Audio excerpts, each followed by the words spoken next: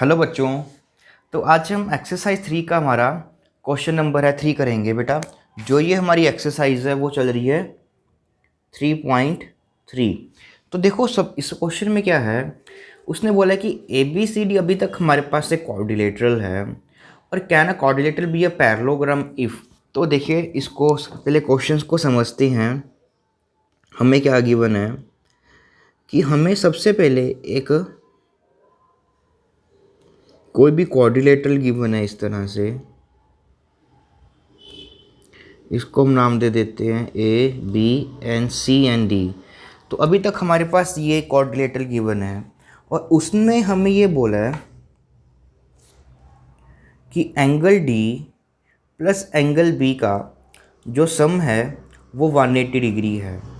तो एक क्वाड्रिलेटरल जिसमें उनके बी और डी एंगल का सम कितना है 180। तो वो हमसे पूछ रहा है क्या कभी ये पैरेललोग्राम हो सकता है। तो बेटा इसका आंसर आएगा कि ये पैरेललोग्राम हो भी सकता है और नहीं भी हो सकता, मे बी और मे नॉट बी। तो देखो अब सबसे पहले हम करते हैं कि क्यों नहीं हो सकता, क्योंकि हमें angle D plus angle B का सम 180 चाहिए।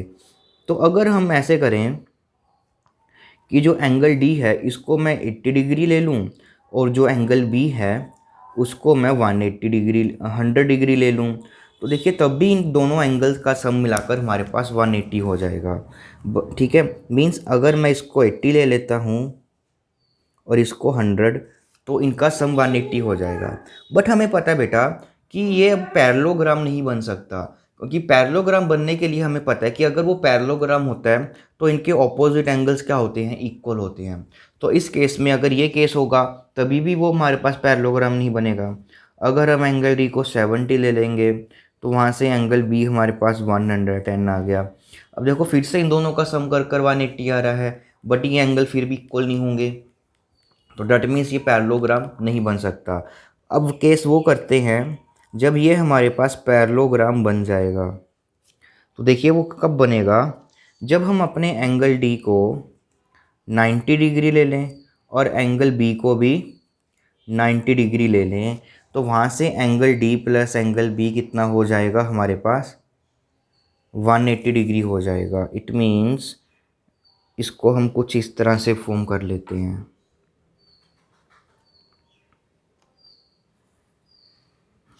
कि A B C D means ये भी 90 का और ये भी 90 का। तो इस केस में देखो हमारी जो कंडीशन है कि इनका सम 180 होना चाहिए वो सेटिस्फाई हो रही है, और अब की बार ये दोनों इक्वल भी आ गए। इट मीन्स ये पैरेललोग्राम भी बन सकता है। तो प्रूफ कैसे करेंगे बेटा, देखो ये 90 का हो गया, ये 90 का हो गया। तो हमें पता है कि जब एक एंगल पर गिवन होता है तो वहाँ से हम उसके सभी एंगल्स को निकाल सकते हैं। अगर ये एंगल 90 का हुआ तो इन दोनों का सम कितना होना चाहिए 180। अगर ये 90 का है तो इसको भी यहाँ से 90 का होना पड़ेगा, अगर ये 90 का है तो इसको भी यहाँ से 90 का होना पड़ेगा। अब बेटा देखो हमारे पास एक ऐसा कोऑर्डिनेटर आ गया जिसमें सभी एंगल्स 90 के हो गए। तो यहाँ से हम अगर angle A plus angle D का सम निकालें तो वो कितना आ जाएगा 180 आ जाएगा। तो डैट मीन्स अगर हमारे पास बेटा हमारे पास ये प्रॉपर्टी होती है कि कोई भी पैरेलल अगर ये दोनों एंगल्स अगर हमारे पास ये दोनों लाइंस पैरेलल होती हैं तो इनका सम 180 हो जाता है। और इसका कन्वर्स कि अगर इन दोनों का सम 180 हो जाए तो वहाँ से अब ये लाइंस पैरेलल हो जाती हैं। अब देखो इन दोनों एंगल का सम हमारे पास क्या है 180, तो यहाँ से हम ये लिख देंगे कि ए बी पैरेलल हो जाएगी हमारे पास डी सी के। अब उसी तरह से angle A plus angle B इनका भी सम कितना आ रहा है 180। ये एंगल और ये एंगल इन दोनों एंगल का भी सम कितना आ रहा है हमारे पास 180। तो यहाँ से आपके पास ये दोनों लाइंस पैरेलल हो जाएंगी। तो इट मीन्स ए बी हमारे पास इसके पैरेलल होगी और ए डी जो है वो पैरेलल होगी हमारी बी सी के। तो डैट मीन्स ये क्या बन जाएगा पैरेललोग्राम। तो बेटा देखो दो पॉसिबिलिटीज़ हो सकती हैं इसमें। अगर ये दोनों एंगल्स हमारे पास 80 और 100 लेते हैं, कुछ इस तरह से लेते हैं, तब तो ये पैरेललोग्राम नहीं बनेगा। बट अगर हम यहाँ से इन दोनों एंगल को 90-90 का ले लें तब वो हमारे पास क्या बन जाएगा, एक पैरेललोग्राम बन जाएगा। तो इसका जो फर्स्ट पार्ट का आंसर हो सकता है हमारे पास, तो ये इसका आंसर लिखेंगे मे और मे नॉट बी, कि वो हो भी सकता है और नहीं भी हो सकता। अब बच्चों हमें ये कंडीशंस गिवन है तो ये लिख लेते हैं। सबसे पहले हमें कोई भी कोऑर्डिनेटर फॉर्म कर लेते हैं, A B C and D, और उसमें हमें ये गिवन है कि A B is equal to D C, ये 8 सेंटीमीटर है, ये भी 8 सेंटीमीटर है, और ए डी कितनी है हमारे पास 4 है, और बी सी कितनी है 4.4 है।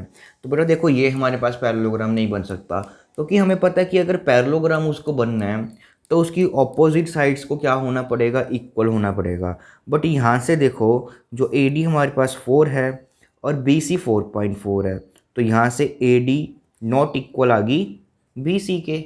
इट मीन्स 8, इसका आंसर आ जाएगा नो, कि ये हमारे पास पैरेललोग्राम नहीं बन सकता, क्योंकि इसकी ऑपोजिट साइड्स क्या है, अनइक्वल है, इक्वल होनी चाहिए। तो ये हो गया हमारे पास सेकंड पार्ट का आंसर नो। अब हम देखते हैं हमारा थर्ड पार्ट। थर्ड पार्ट में भी फिर उसी तरह से सबसे पहले हम एक कोऑर्डिनेटर फॉर्म कर लेते हैं, A B C and D.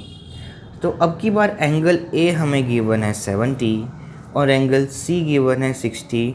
तो बेटा इस केस में भी ये हमारे पास पैरेललोग्राम नहीं बन सकता, क्योंकि पैरेललोग्राम के लिए बेटा हमें क्या चाहिए, उनके ऑपोजिट एंगल क्या चाहिए, हमें इक्वल चाहिए।